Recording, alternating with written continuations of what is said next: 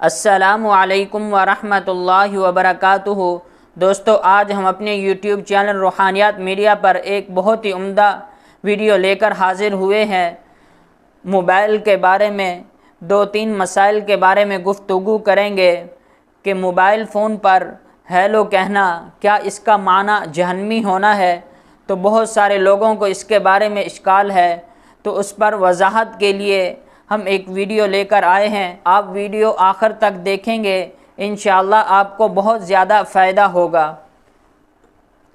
جس وقت کسی سے فون وغیرہ پر بات کریں تو السلام علیکم سے ابتدا ہو اور سلام اس کو کرنا چاہیے جس نے کال کی ہے، اور جب گفتگو مکمل ہو جائے تو آخر میں بھی سلام کرے۔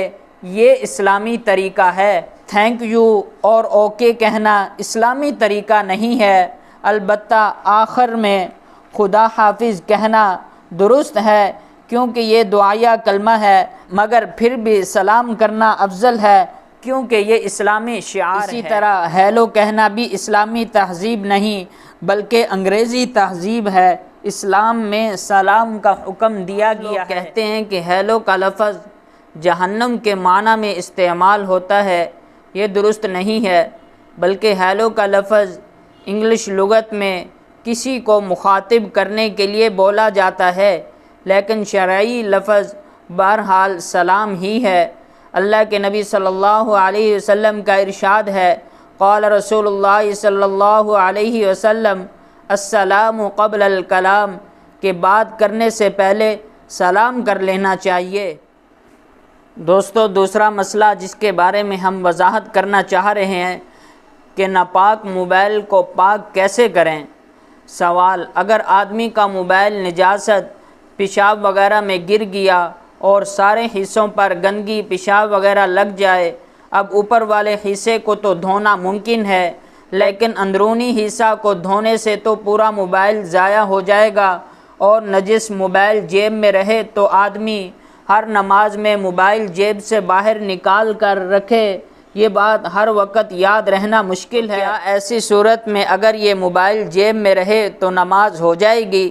جواب: صورت مسئولہ میں موبائل پر جو پیشاب لگا ہے، اگر وہ 1 درہم یعنی ہتھیلی کی مقدار سے زیادہ ہو، خواہ اندرونی حصہ میں ہو یا بیرونی حصہ میں، اور موبائل جیب میں رکھ کر لی تو نماز ادا نہیں ہوگی، اور اگر موبائل پر لگا پیشاب 1 درہم سے کم ہو تو ایسی صورت میں نماز ہو جائے گی۔ اور موبائل کا اندرونی حصہ یا بیرونی حصہ اگر وہ دھونے سے خراب ہوتا ہو، پانی سے دھونے کی صورت میں اگر موبائل کے خراب ہونے کا خدشہ ہو تو موبائل سے سم نکال کر تر کپڑے سے 3 مرتبہ یا پٹرول وغیرہ سے اسے پاک کر لیں۔ بہرحال جب تک موبائل پاک نہیں ہوتا اس وقت تک جیب سے نکال کر نماز پڑھیں۔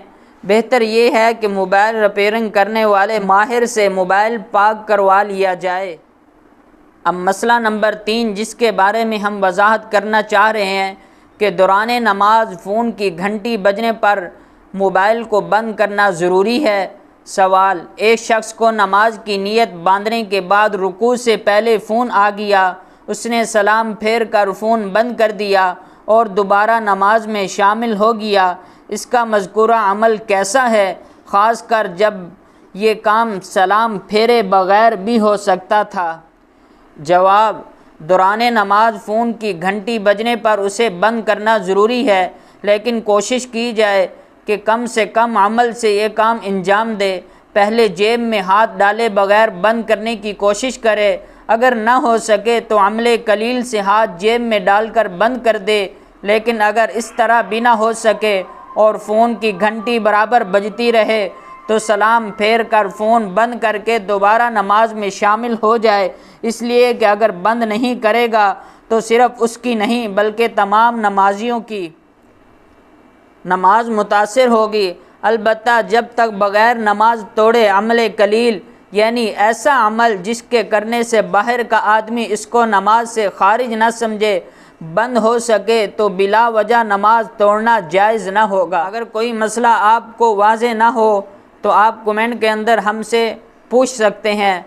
دوستو اگر آپ کو ہماری ویڈیو اچھی لگی تو ضرور سبسکرائب کریں تاکہ ہر نئے آنے والی ویڈیو آپ تک بآسانی پہنچ سکے۔